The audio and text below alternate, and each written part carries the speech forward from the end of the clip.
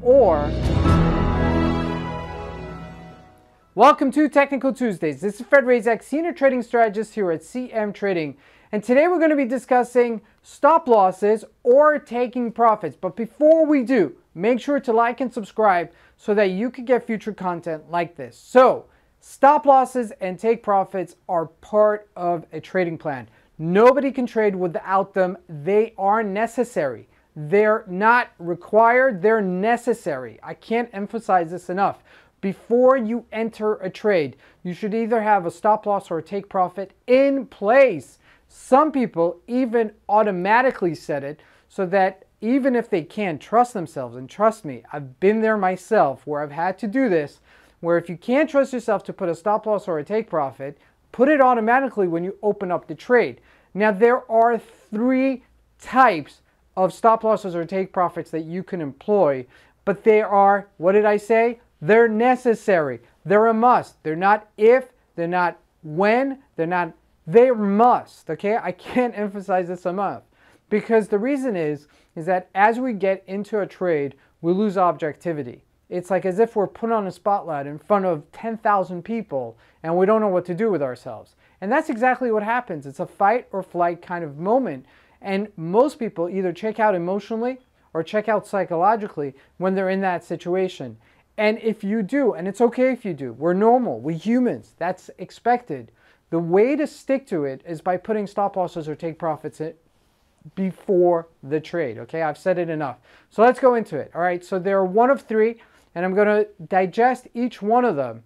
Now the first one, and this is very important, the first type of stop losses that you could put is a monetary value. It's just a discretionary number. You decide what it is. It has no relevance to anything besides the value that you prescribe to it.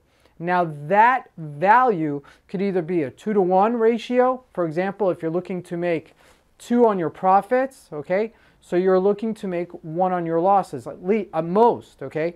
Meaning that if I'm looking to make $2 on a particular trade, I'm only going to allow myself to lose $1, okay? And it's always going to be a 2-to-1 ratio. That's a monetary value. That's a discretionary monetary value that you decide. Or I can only lose $5 a day. I have a $1,000 account. I don't want to lose more than $5 a day. I can live with that. That's a monetary value. I could emotionally live with that, okay? That goes into another type of stop. But for a value number, this is what you're looking for as a stop loss. So that's the first one, a monetary value. Number two, it's a technical value. Now sometimes when you're trading the financial markets and you're looking to buy something at support or sell something at resistance, if it breaks above that technicals, one of those two technical levels, I'm out. That's a technical value. Now when you set those up, you're not setting it on a particular monetary value. So you're kind of like saying, okay, I'm willing to lose, let's say, $10 to $15 to $200 on this, okay? But it's a technical stop, okay? If I hit my support level after resistance, okay, after it's trading in a range, that's a technical value. That's taking profit on a technical value. That's fine, okay? If I buy it at support and I look to resistance and I sell it at resistance, that's a technical stop loss. That's a technical take profit, excuse me. So that's important also. A technical one is also very important. I use technicals personally. I like technicals because I am trading technicals. So I want to stick to what I'm trading with. Sometimes I do also use monetary value because if I feel uncomfortable with losing too much money on a particular day or gaining too much money, or I hit a particular number, I wanted to get 3 digits. I wanted to get $300 in that limitation. So it hits $300, I'm out. Okay, that's a monetary value again, okay? And that's a technical value. Technical value is more based on technicalities of the markets, the indicators. It hit a support level, hit a resistance, it did a breakout, okay? Any one of those can be used and employed as a take profit or stop profit. Now the last one, which is really also important and overlooked also, is a psychological value.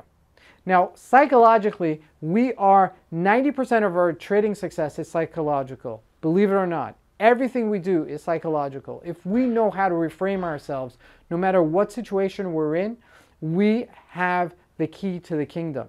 Okay? No matter what situation you're in, you're wealthy because you know how to react if you have tapped in to your part of the psychology that is able to do that level-headedness, okay, when everything's array and everything's ever out of control, when you're able to tap into the psychological value, that's very important. Meaning to say, I'm comfortable emotionally by losing $10 on a trade. I'm comfortable. I could walk home.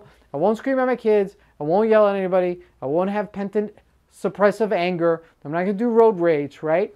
That's a psychological value. You have to know yourself and know the size of your account in order to partake in the psychological value. That's very important, okay? So all three of them can be employed, but they're employed in different ways, or you could combine them. That's another value. When you take the psychological or the monetary value together, or you take the technical value and put in the monetary value and mix them together, and thereby you decide how much you're willing to take on the day or how much you're willing to lose on the day so that you could go into the next day feeling good about yourself. And that's really how you string a bunch of winners as a trader. It's mostly psychological, and this is why I'm putting this as a key one as a stop loss and a take profit. Thank you for joining us, and we'll see you here next time on Technical Tuesdays. God bless everybody.